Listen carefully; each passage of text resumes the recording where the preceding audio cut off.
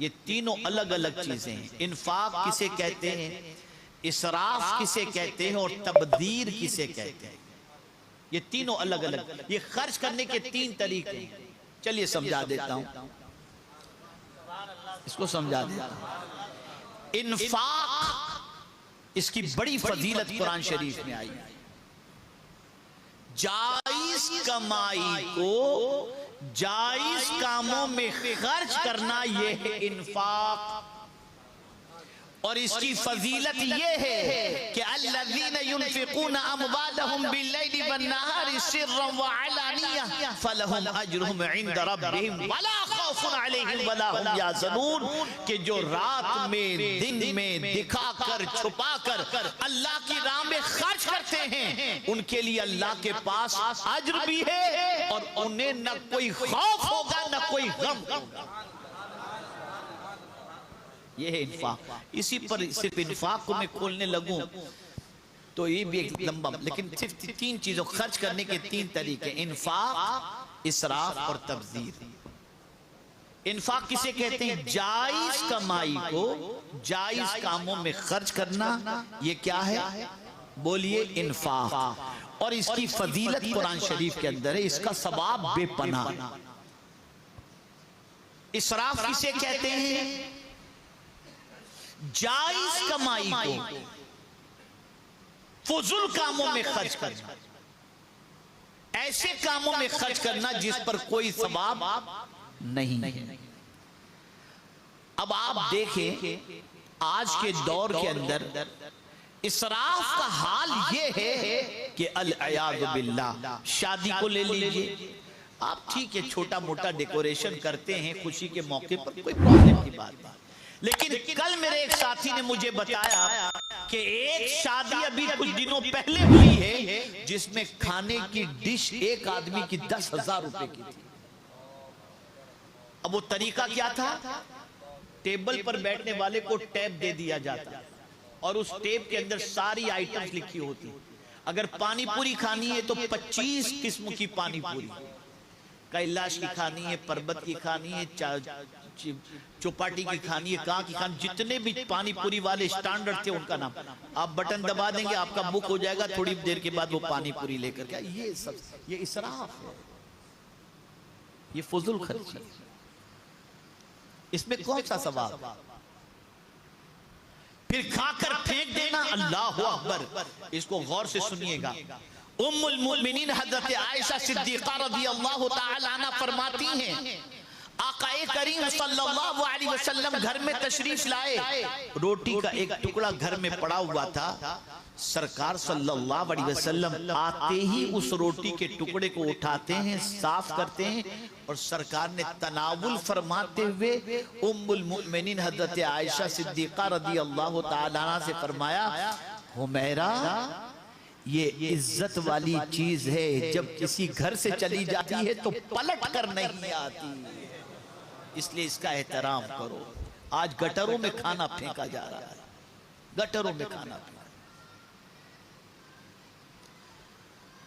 اور شادیوں میں تو اللہ رحم و کرم فرمائے، میں بتا نہیں سکتا. تو جو اللہ والے ہوتے ہیں وہ اسراف نہیں کرتے. تو اسراف سمجھے جائز کمائی کو فضول کاموں میں خرچ کرنا جس میں کوئی ثواب نہیں،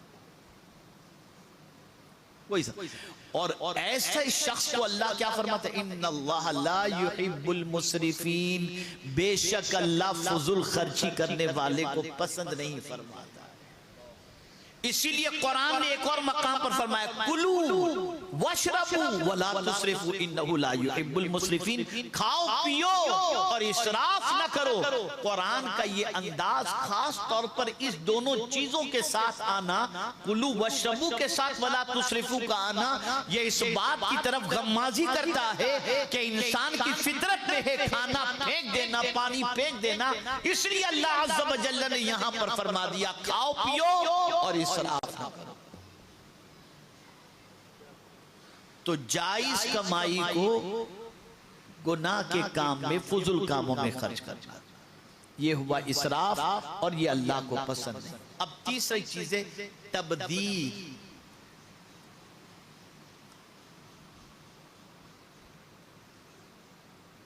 اس میں دو قول ملتے ہیں.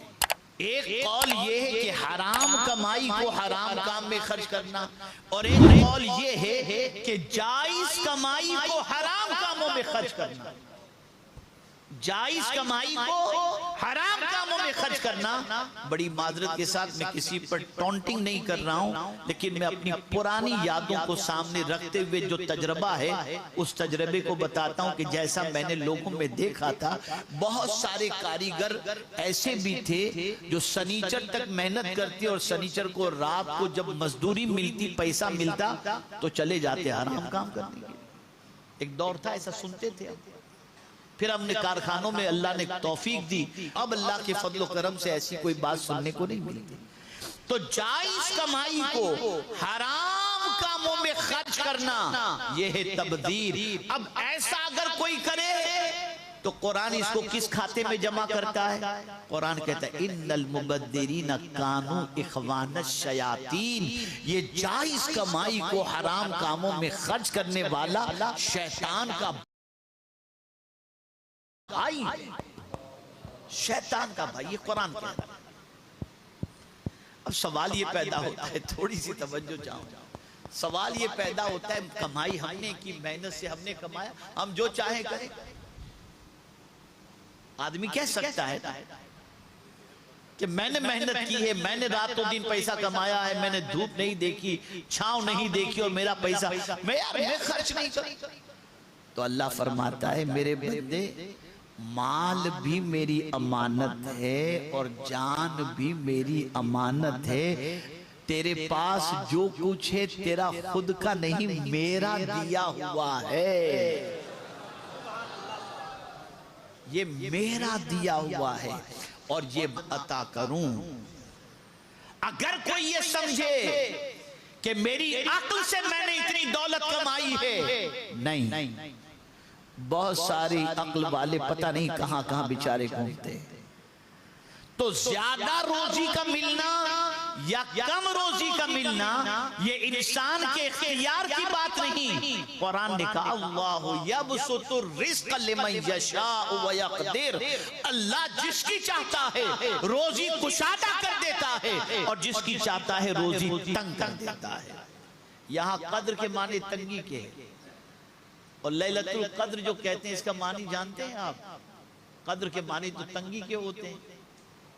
تو ہمارے یہاں کہا جاتا ہے قدر والی رات، لیکن مسئلہ یہ ہے کہ اسے قدر والی رات تو ہے ہی، لیکن قدر کے معنی تنگی کے ہوتے ہیں. تو لیلۃ القدر کو آسمان سے فرشتے اتنے زمین پر اترتے ہیں کہ زمین تنگ ہو جاتی ہے، پیر رکھنے کی بھی جگہ نہیں، اس لیے اس کو لیلۃ القدر کہتے ہیں.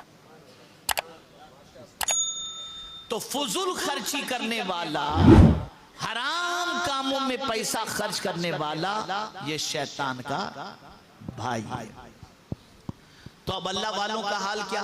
وَالَّذِينَ إِذَا أَنفَقُوا لَمْ يُسْرِفُوا وَلَمْ يَقْتُرُوا. جب دینے کی فضیلت ہے تو ہاتھ کھینچتے نہیں، فضول خرچی بھی نہیں کرتے. اللہ والے لٹاتے ہیں، اور چونکہ وہ سنت رسول صلی اللہ علیہ وسلم کے پیروکار ہوتے ہیں، اور حضور کی سنت بھی یہ ہے مانگنے والوں کو محروم نہ رکھا جائے. اس لیے اللہ نے اپنے نیک بندوں کی صفت بھی جب بیان فرمائی تو یوں فرمائی وَمِمَّا رَزَقْنَاهُمْ يُنْفِقُونَ، کہ ہم نے جو ان کو روزی عطا کی وہ ہمارے نام پہ خرچ کرتے ہیں.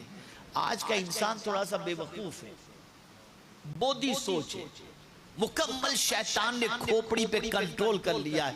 سوچتا ہے اللہ کے نام پہ دوں گا تو کم ہوگا. بے وقوف ہو تو بے وقوف. اللہ کے نام پر دینے سے کبھی کم نہیں ہوا، کبھی کم نہیں ہوا اور نہ کبھی کم ہوگا. اس لیے کہ اللہ کا وعدہ سچا ہے، من جاء بالحسنۃ فلہ عشر امثالھا. خیر اب سمجھئے اس کو. تو اللہ کے جو نیک بندے ہوتے ہیں وہ فضول خرچی بھی نہیں کرتے اور ہاتھ بھی روک کے نہیں رکھتے تو کرتے کیا ہے؟ وَكَانَ بَيْنَ ذَلِكَ قَوَامًا، اعتدال کی راہ اپناتے ہیں، دیتے بھی ہیں اور اپنے لیے رکھتے بھی ہیں۔ اتنا بھی نہیں دے دیتے کہ کل خود کو مانگنے کی ضرورت پڑ جائے، اور اتنا بھی خود کے پاس نہیں رکھتے کہ بخیلوں کی فہرست میں شامل ہو۔ اس کو ذہن میں رکھیں، اس کو حدیث شریف سے سمجھاؤں۔ حضرت سعد رضی اللہ تعالیٰ عنہ نے سرکار صلی اللہ علیہ وسلم کی خدمت میں عرض کیا، یا رسول اللہ صلی اللہ تعالی علیہ وسلم، میں چاہتا ہوں کہ میرے پاس جو کچھ ہے میں اللہ کے نام پر اسے خرچ کر دوں، دے دوں۔ سرکار اس کے سلسلے میں آپ کیا فرماتے؟ آقا کریم صلی اللہ علیہ وسلم نے فرمایا 1/3 اللہ کے نام پر دو۔ کتنا دو؟ بولیے 1/3 اللہ کے نام پہ دو، اس لیے آگے حضور فرماتے ہیں جس کا مفہوم آقا کریم صلی اللہ علیہ وسلم فرماتے ہیں، اس لیے کہ اپنے بچوں کو اس حال میں چھوڑ کر کے مرنا کہ وہ لوگوں سے مانگ کر اپنی ضرورت پوری کریں، اس سے بہتر ہے کہ ان کے لیے اتنا چھوڑ کے جاؤ کہ وہ اپنی زندگی کو خوشی سے گزار سکیں۔ تو یہاں سے اعتدال کی راہ سمجھ میں آئی، نہ سب لٹا دو اور نہ ہاتھ کو کھینچ کے رکھو۔ میرے پیارے آقا صلی اللہ تعالی علیہ وسلم کے پیارے دیوانوں، اسی لیے اللہ والوں کے دینے کا حال یہ ہوتا ہے، زمین کے اوپر ہوتے ہیں تب بھی دیتے ہیں، اور زمین کے اندر ہیں تب بھی دیتے ہیں، دے رہے ہیں۔ نعرہ تکبیر، نعرہ رسالت، سنی دعوت اسلامی، ان کے دینے کا سلسلہ ایسا ہے جو رکتا نہیں، سب کے خزانے ختم ہو جاتے ہیں۔ ان کا تعلق قدرت سے اتنا اسٹرانگ ہے، وہاں سے آتا رہتا ہے، یہاں سے بڑھتا رہتا ہے۔ یہ اللہ والوں کی صفت ہے، اور بھی بہت ساری صفتیں قرآن مقدس میں ان کی بیان کی گئیں۔